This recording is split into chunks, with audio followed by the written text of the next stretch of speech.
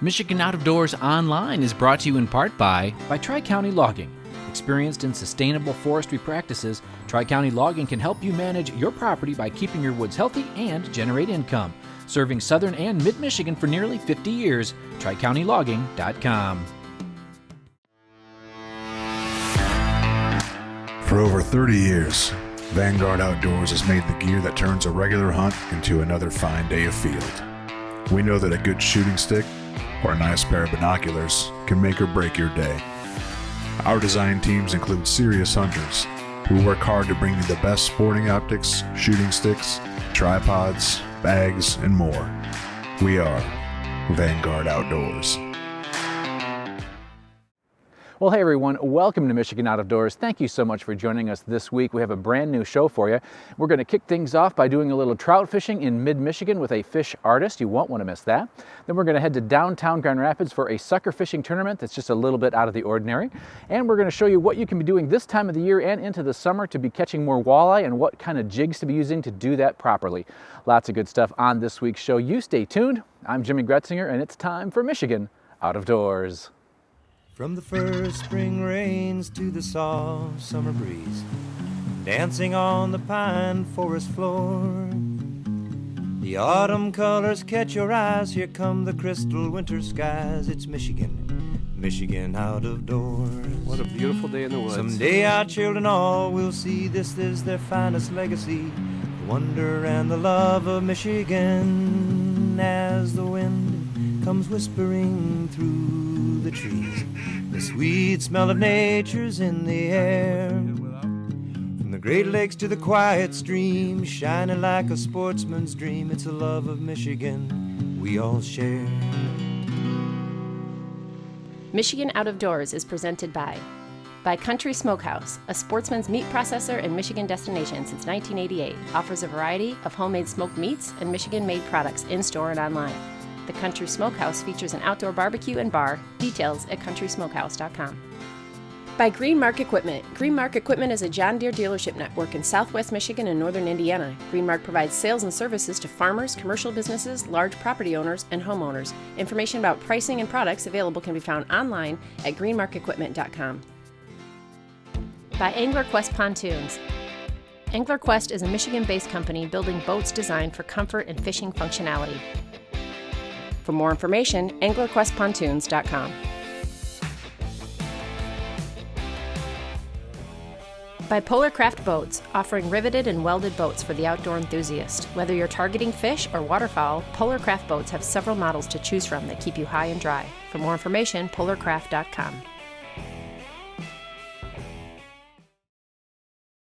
It is a beautiful morning. Absolutely.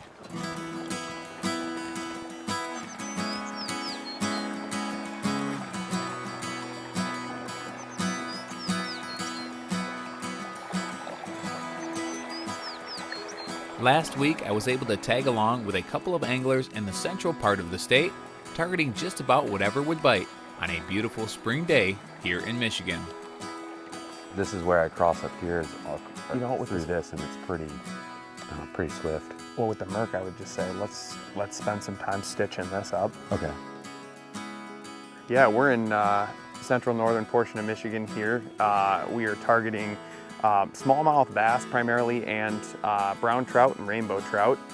There is a chance that we'll get into the occasional walleye, but with that season being closed, we're not really targeting those. We're working with swim baits. We're going to be using several different approaches, anything from kind of that bottom bouncing style with a Ned rig here, all the way up to that traditional kind of swim bait retrieval.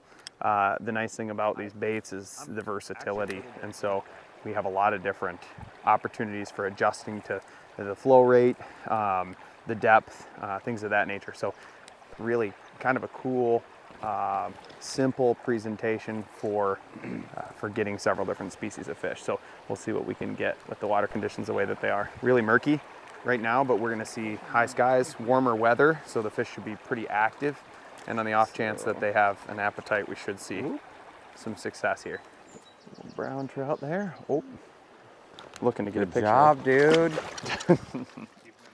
So this is a 3-inch split tail Ned presentation. So again, the Ned head pretty minimally obstructive, and so really small presentation there. You can either pop it across the bottom like this, you can bring it up into the waterway and be doing that traditional soft plastic retrieve, and that tail will be kicking. We're kind of doing them in between. We're working it depending on the flow rate. Again, get into those eddies, you can pop it along, but in that faster stuff, we're either bouncing it across the rocks or coming out with a faster retrieve. So we're dealing with some fast current right now, so it's kind of just giving that bait a wounded appearance and making it look vulnerable as it swings through these eddies and log jams and stuff like that. But I kind of increase the size of my bait and brightness of the color personally when it's dirty, but a lot of times it's good to create like a silhouette too, so those brighter baits don't carry as much of a silhouette as like a darker bodied bait. So, but I always do well with chartreuse, and I feel like that brightness kind of turns on their reaction to attack or go after the bait. But thanks, girl. That's a pretty fish. Caleb is not only an avid angler, he's also an artist who has a passion for the outdoors and specializes in metalwork. So my dad was an artist growing up. He was a sign crafter. Before like vinyl and stuff really took over, he was hand painting and hand lettering signs and sandblasted signs. So that was really cool to have as kind of a background and have my dad as a bit of a mentor growing up. At a young age, I naturally had an interest in art.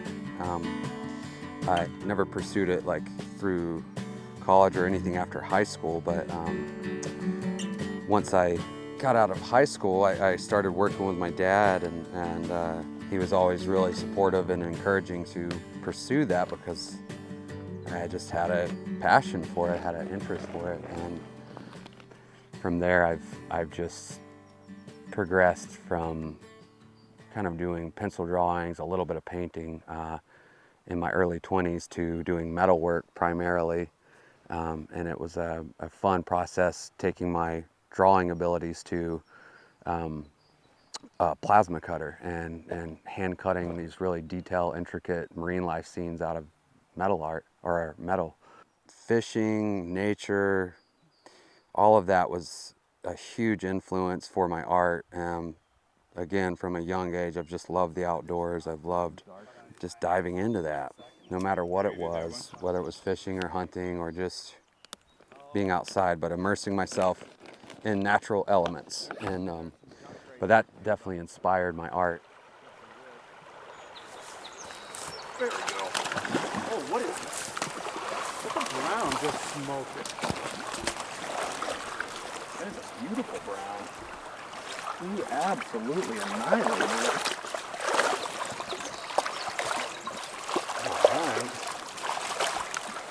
Interesting. Not what I don't even think that's the fish I saw. That's only about 6. What's that? Nice, dude. What you got? Yeah, good brown. All right. Yeah. Wow, on the bright, super bright too. Yeah, I'm not sure if that was the fish that I saw the 2 casts before that had shown itself, but there was a pretty aggressive fish that came up and followed me back, and so I thought I was ready, but I spotted that fish a little bit different than where I ended up getting hooked, and that fish took me by surprise a little bit higher up in the stream here, and so almost ripped the rod out of my hand, but really nice little battle on a decent sized chubby brown there. So We had kind of tough conditions with real higher and more stained water than expected, but overall, I mean, I think we did pretty well.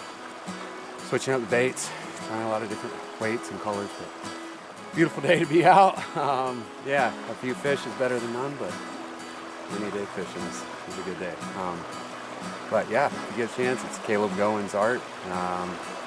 All social media stuff's under Caleb Goins Art. The website's being updated, but that's also going to be up and rolling again soon. So The fishing was a little slow on this trip, but the weather was just about perfect, which made for a very enjoyable day on the water. Special thanks to Matt and Caleb for letting me tag along on a fun day of fishing here in mid-Michigan.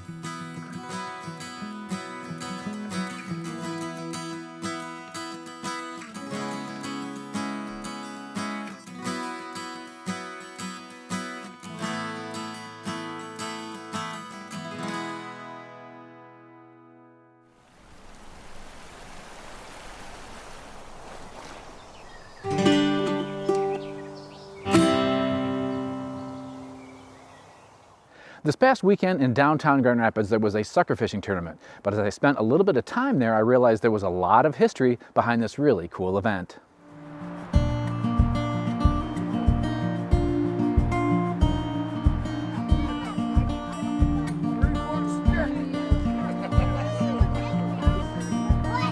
Better measure it. Give me a trophy, I would think, wouldn't it? Better measure it.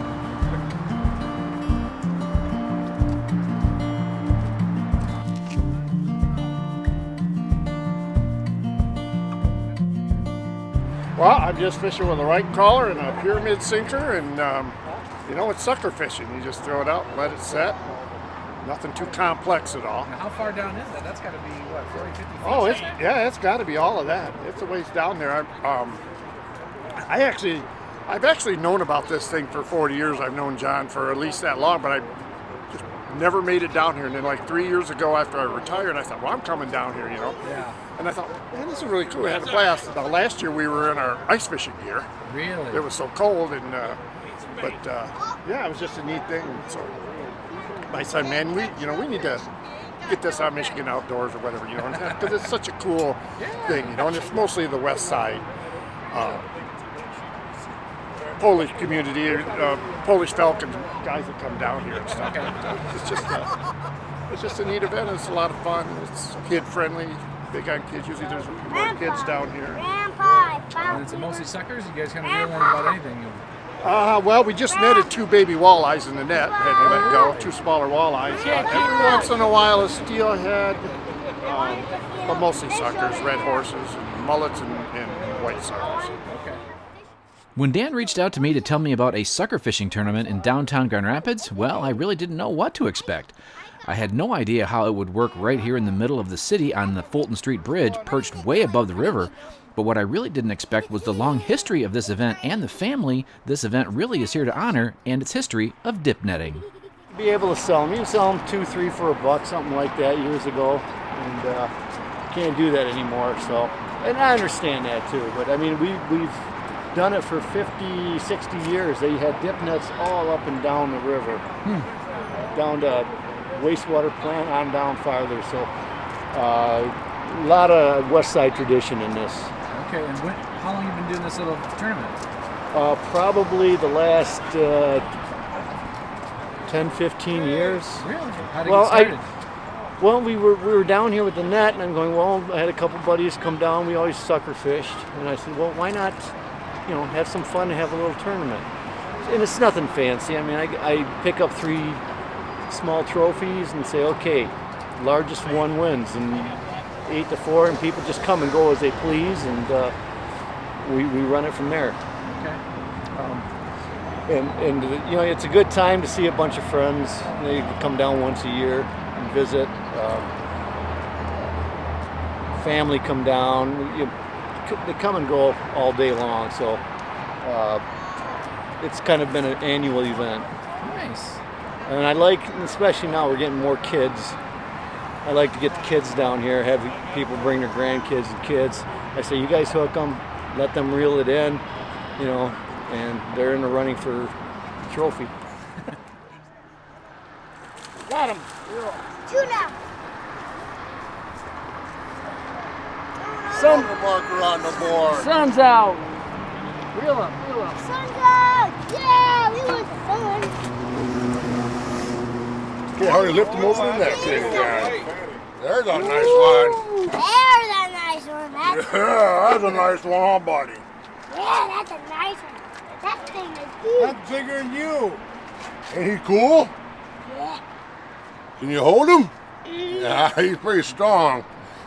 He's pretty strong. I'll hold on to him, okay? We'll get a measure. I was getting quite the history lesson today on the family tradition of not only this event, but really the years of the sucker camps that really were the start of all of this. Oh, it's our family reunion, the Barshevsky reunion. We do netting and fishing and have tournaments with our boy cousins. We're the younger girl cousins or older girl cousins. Yeah, and we've been netting since back in the 60s with our dads, so we just carry on their tradition. Yep, we have our dads all fish together out here all the time, and then my husband and my son started coming doing it with the net with the boys, and it's been a good time. Yeah, it's been nice. And you were doing it as kids too then? Oh yeah, back in the 60s over on Market Street. They would have a regular camp there with couches around the bonfire. Our bathroom was an outhouse, but it had all doors with doorknobs, so you had to know which one to use. And then they even had all the carpet in the camp, and they had telephone in there, which the phone didn't work, but it was because we're Polish. It's just the way we are. And then when they would net, though, the guys, when I remember this, and it was in the 60s, they would net, and then we'd take the suckers that we get, and then we'd knock them on the dock to knock them out, and then we'd wrap them in newspaper, and then our folks would sell them for a quarter, and then they'd use that money and go towards their Canada trip. Wow. Yeah. So You've that's been doing it all these years. All these years, yep. So we come down here now and just good weather, bad weather. Sometimes we have a camper, Well, usually a camper right and here, the truck, and yep. the guys stay overnight. On the and bridge. Yep. Kind of a neat family tradition then. Yes, It's fun. it is. They come out throughout the day. Some of the traditions of yesterday are gone, but some new ones, like this little tournament, are keeping at least part of them alive and well. Yeah, we used to bring our camper down here, and then we just we'd sleep overnight for a couple of nights, maybe sleep Friday or Saturday night, and then we'd cook our food in there. And a lot of times, if the weather was bad, you could go inside and relax a little bit and get out of the weather. But we used to put a grill right here on the bridge and cook up burgers or whatever else we wanted to have. Yeah. It was. And you guys would sucker fish the whole time? Oh yeah. Okay. Yeah, and then we figure we've been on this bridge about 50 years. Really? Yeah, my dad and uncles started dip netting on this bridge probably in mid-70s, early 70s. And they used to, originally they did it hand over hand. There wasn't any boom like we have now. And first they did that for a couple of years, and then they rigged up a couple 2x4s with a pulley on the end of it, and then they pulled that. Well, the city didn't like that because we were blocking the sidewalk. So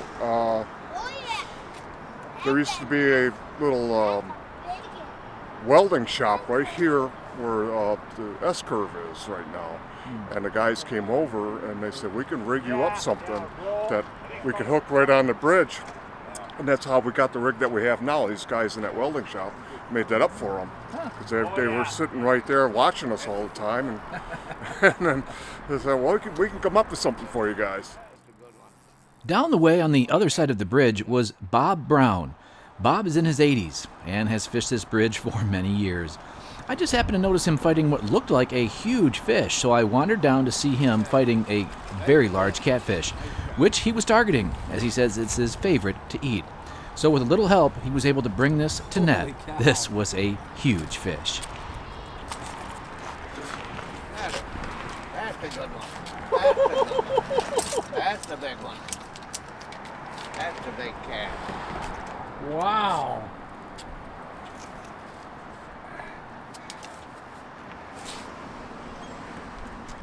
You got to get lucky once in a while.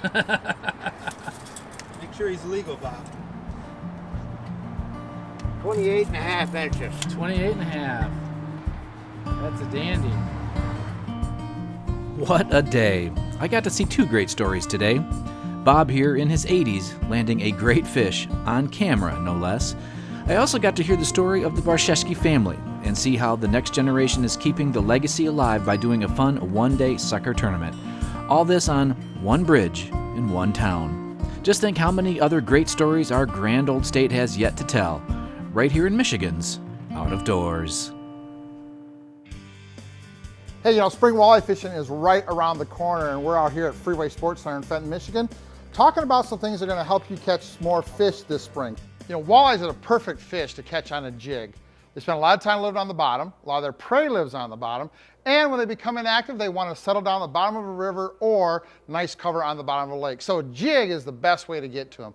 But you have to understand that when you're picking the right jig, it's important you understand line tie position, line tie angle, and you pick the right jig for the job that you're doing so you can catch more walleye.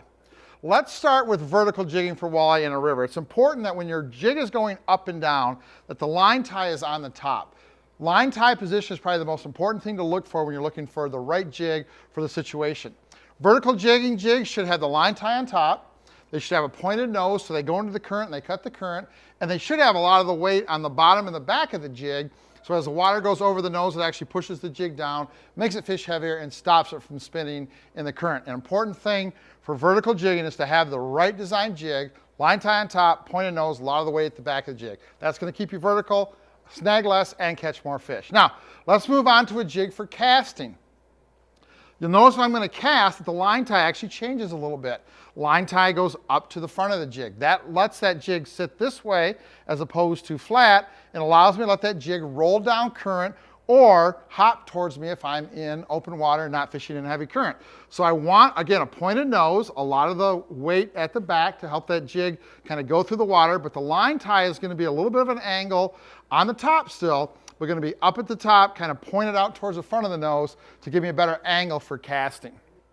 Now, as summer comes on and we get more weeds in the water, walleye love the weeds. Small perch, small bait, live in the weeds, and walleyes love to be there to find their food. So at that point, we want to go to what we call a weedless jig. So notice now the line tie has moved even closer to the nose. It's actually horizontal as opposed to vertical. What that does is that allows you to slide this jig through the weeds or wood cover without a bunch of weeds gobbing together where the line would actually meet the line tie if we had a vertical line tie on top. So jigs for fishing in cover need to have the line tie out the front and need to be longer than a jig. A lot of the weight spread out over a longer space to help it slide through the cover, slide through the weeds, slide through the rocks, slide through the timber so it doesn't get snagged. So again, something else we need to talk about specialty jigs is fishing in cover. Okay, so next is what I call a swim jig. Now, this jig is a little bit heavier, a little bit thicker, and again, the line tie is out the nose. Now, this jig is designed to be cast specifically over weeds, over rocks, over wood cover, but it's designed to be worked very, very quickly. So we're going to cast this out, usually with a big boot tail body. We're going to cast it out. We're going to let it hit the bottom. We're going to snap it really aggressive, let it pop up, and come back to the bottom. We can fish it either casting, or we can actually do what I call jig trolling or snap jigging. Get the boat moving forward like we're trolling, cast it behind the boat 30, 40, 50 feet, let it hit the bottom, snap our rod tip really aggressive, and get that jig hopping forward very aggressive. A great way to cover a lot of water with a jig and look for aggressive fish. But remember, bigger jig, thicker head, and we want that line tie on the front so it's actually snapping forward, not lifting up. That's important. The line tie position is pretty critical.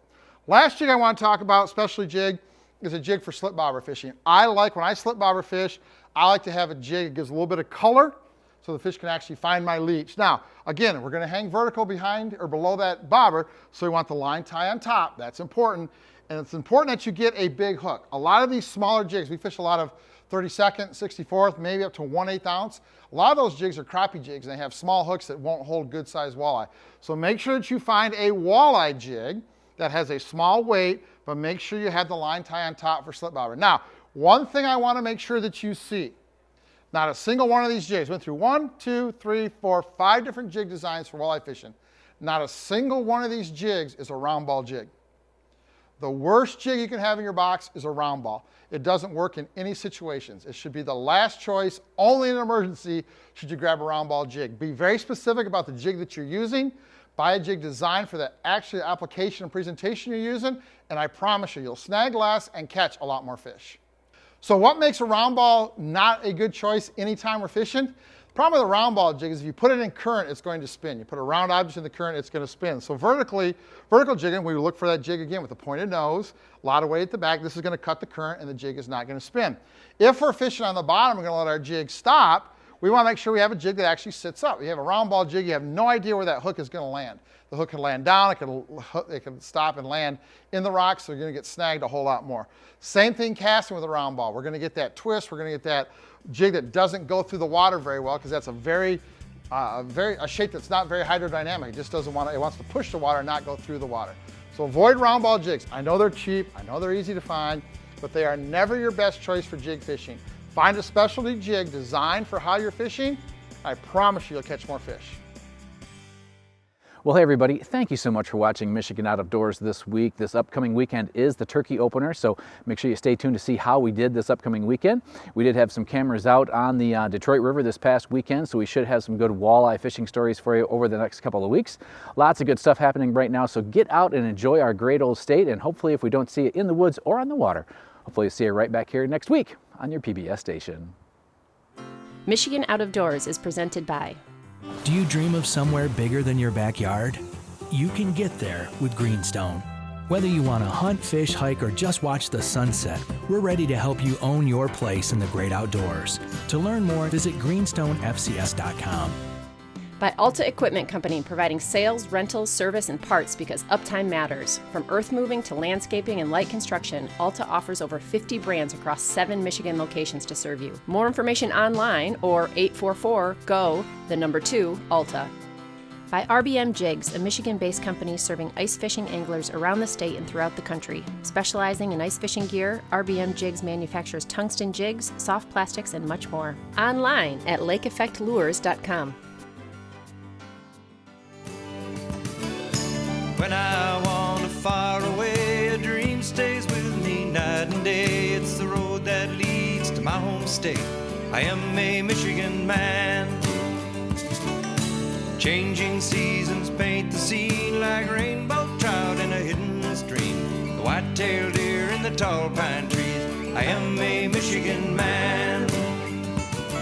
I am a Michigan man. Ask where I'm from and I'll show you my hands. Lord above, I love this land. I am a Michigan man. From the Keweenaw down to St. Joe, Kalamazoo, East to Monroe, to St. Marie and back again. I am a Michigan man. I am a Michigan man. Ask where I'm from and I'll show you my hands. Lord above, I love